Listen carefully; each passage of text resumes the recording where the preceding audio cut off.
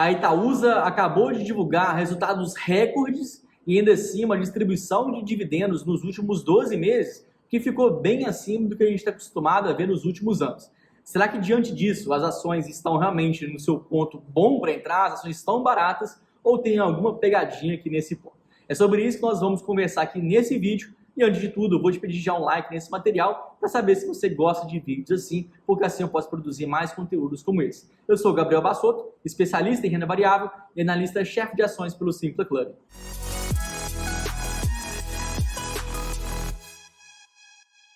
O lucro da Itaúsa teve um crescimento de 29% quando a gente compara esse trimestre com o trimestre do ano anterior. O que para uma empresa como é a Itaúsa, uma empresa já consolidada, madura, sem grandes perspectivas de crescimento, acaba sendo um resultado fantástico.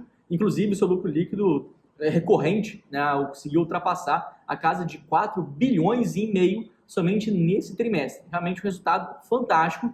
Mas aí agora, então, a gente tem que entender quais foram as fontes disso, quais foram os principais pontos que impactaram positivamente a companhia. Então, quando a gente vê quais são as participações que a Itaúsa mantém nas empresas, a gente vê ali o grande ponto da empresa, é justamente sua participação no Itaú. Inclusive, a Itaúsa é controladora do Itaú. E o Itaú continua em uma fase espetacular. A empresa continua aumentando a sua carteira de crédito, conseguindo expandir e, mais do que simplesmente expandir o seu volume de carteira de crédito, como também conseguir controlar a inadimplência em níveis ok. Obviamente, a inadimplência aumentou um pouco nesse período, mas nada que viesse tirar o sono ali dos controladores da companhia. Então, teve um resultado mais uma vez excelente. A empresa continua no seu caminho de cortar despesas, cortar custos, se manter mais eficiente. Inclusive, foi o seu ponto máximo, né? Foi o seu melhor resultado em termos de eficiência, através do índice de eficiência. E ainda assim, o que a gente percebe é que os resultados, a soma dele, foi tão boa que o ROI, a rentabilidade do Itaú, permaneceu em patamares super relevados, entre os maiores bancos no Brasil e também no Banco Mundial. Então, o Itaú tem uma qualidade realmente ímpar e que mesmo agora, diante de um cenário econômico tão difícil, tão desafiador, a gente ainda vê que ele tem qualidade de sobra e mantém um ROI na casa de 21%. Então, de todo o lucro líquido que a Itaúsa gerou, que ultrapassou a casa de 4 bilhões e meio, grande parte dele veio do Itaú e que, muito possivelmente, vai continuar tendo resultados tão fortes quanto esse ao longo dos próximos trimestres, ainda mais considerando ali que a curva de inadimplência já chegou a um patamar que daqui para frente deve só reduzir. Então, o Itaú a gente ainda mantém com muito otimismo pelos seus próximos resultados.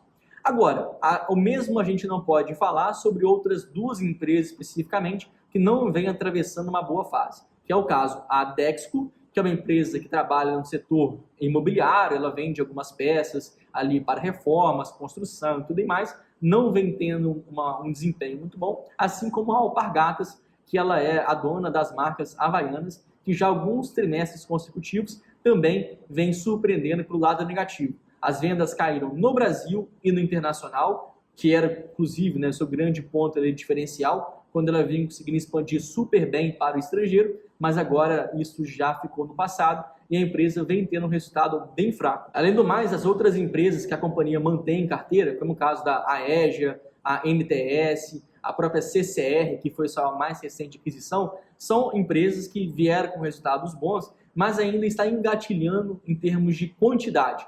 Então, no final das contas, a gente vê que Dexco e Alpargatas tiveram ali desempenho muito fraco, não impactaram ali em grande ponto o resultado da Itaúsa. O Itaú, que impactou bastante, mas ainda sobra quase que R$1 bilhão entre o resultado do Itaú, que foi destinado à Itaúsa, e o lucro total da Itaúsa. Por quê? O lucro da Itaúsa foi lá 4 bilhões e meio, a participação da Itaúsa no Itaú gerou 3 bilhões e meio ali, mais ou menos, em termos de lucro. Então tem quase ainda R$1 bilhão para a gente descobrir de onde veio. Nesse caso, aqui já mora uma grande pegadinha, porque ao que a gente vê essa diferença, veio por causa da participação que a Itaúsa mantém na XP. Só que a cada trimestre que a gente vem observando, essa participação na XP vem se reduzindo. A empresa vem fazendo algumas vendas consecutivas na empresa financeira. Inclusive, nesse último trimestre, também vendeu mais ações E a gente pode esperar que daqui para frente novas vendas acontecerão até que a Itaúsa não tenha mais nenhuma participação na XP. Mas o que a gente pode observar é que essa participação na XP caiu muito do ano anterior para esse ano. Então, todo aquele resultado que antes a XP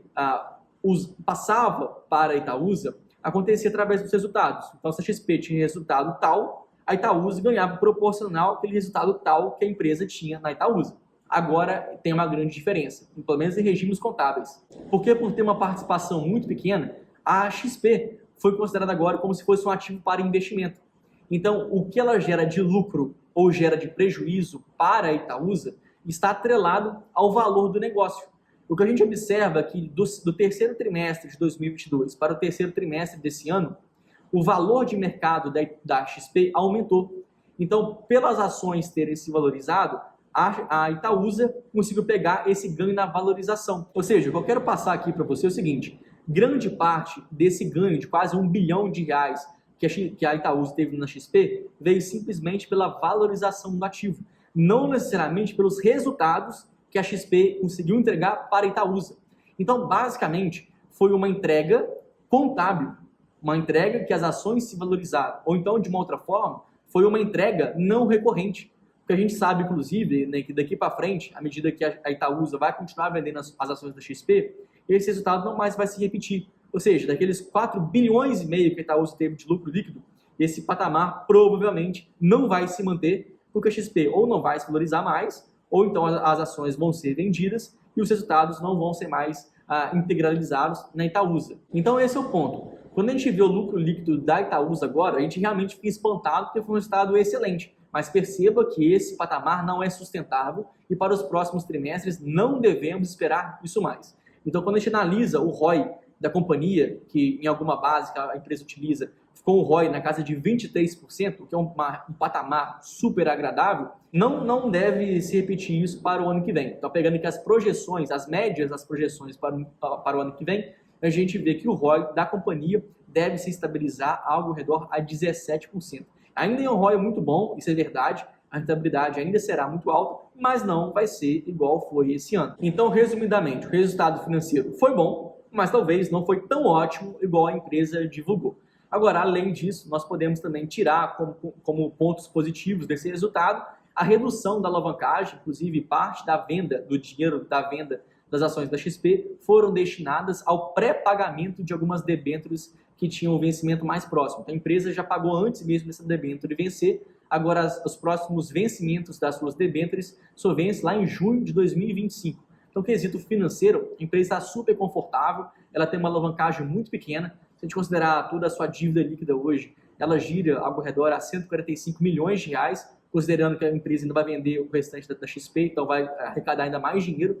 Então, o quesito financeiro, alavancagem, está super muito bem controlado, e que é um mérito para a companhia. Já no quesito dividendos, a gente percebe que ao longo dos últimos 12 meses foram distribuídos 8%, que ali é uma quantia bem interessante, porque a gente está acostumado a ver da Itaúsa ao longo dos últimos anos, e possivelmente os dividendos eles terão uma surpresa positiva de agora em diante, porque primeiro, a empresa ainda continua tendo um lucro muito forte que vem do Itaú, os resultados futuros do Itaú devem continuar tendo um resultado bem interessante, talvez pode ser até mais, porque agora, entendendo que o ritmo de crescimento está se reduzindo aos poucos, o Itaú pode dedicar mais lucro líquido para dividendos, porque antes ele tinha um lucro líquido muito grande, mas boa parte desse lucro líquido era reinvestido na sua própria operação para a empresa continuar crescendo. Agora que o ritmo de crescimento está se reduzindo, o Itaú pode distribuir mais dividendos em relação ao total do lucro líquido. Então a gente pode esperar que daqui para frente a Itaúsa venha a manter o nível de dividendos em um patamar mais alto, quem sabe ao redor de 8%, que seria algo muito bom para ela. Porque a estratégia da empresa é justamente pegar todos os dividendos que o Itaú distribui e distribuir diretamente para os seus acionistas, e todos os dividendos que outras empresas distribuem, no caso Alpargatas, Dexco, Aegea, CCR, por aí vai, eles são destinados a pagamento das suas debêntures, das suas dívidas. Então, no caso, o que vai importar para o acionista, de fato, é quanto o Itaú vai distribuir para os seus acionistas. E aí, no caso, a gente tem uma projeção bacana, uma projeção mais construtiva. Já em relação ao preço que as ações da Itaúsa são negociadas, a gente percebe que é o seguinte, né? Primeiro, a empresa deveria valer exatamente a soma dos negócios. Então, se a empresa tem 30% no Itaú, 2% na XP, tantos por cento na Alpargatas. Então, no final das contas, o valor da Itaúsa deveria ser a soma de todos os negócios. Mas ainda assim, a gente vê que existe um desconto. Então, se toda a soma dos negócios deveria valer, por exemplo, 100 bilhões de reais, a Itaúsa é negociada com um desconto chamado desconto da holding. Nesse caso, esse desconto hoje, ele está algo ao redor a 22%. Então, é o desconto na média do mercado. Então, basicamente é o seguinte, hoje vale a pena comprar Itaúsa ou Itaú? Eu basicamente vejo que as duas ações estão em patamares próximos. O Itaú está lá no seu valuation próximo, né, que ele costuma ser negociado historicamente, a Itaúsa também da mesma forma. Então não há ali uma grande diferenciação em termos de preço. Agora, para você escolher, vou comprar Itaúsa ou vou comprar Itaú? Basicamente você entendeu o negócio. Você comprar somente o banco, se for somente o banco, compre o Itaú. Agora, se comprar já uma holding que é diversificada, tem outros negócios no meio, de negócios de diferentes setores, compraria a Itaúsa. Então é basicamente o que você entende sobre o que você quer. É o banco ou quer uma holding diversificada? Porque em termos de preço estão todas muito parecidas. E para você saber qual é a nossa recomendação dentro do Simpla Club, não só de Itaúsa, Itaú, de diversas outras classes de investimento no Brasil, no exterior, com ações, fundos imobiliários, tudo isso através de um ranking de oportunidades, é só você acessar o Simpla Club, inclusive está aqui com o link na descrição desse material. A gente chega aqui ao final desse conteúdo, lembrando que se você gosta de vídeos assim, é só você retribuir com like nesse material, porque assim eu sei que você gosta de vídeos assim, eu posso fazer mais conteúdos como esse. Agradeço muito a sua atenção e espero você na próxima. Valeu e até mais!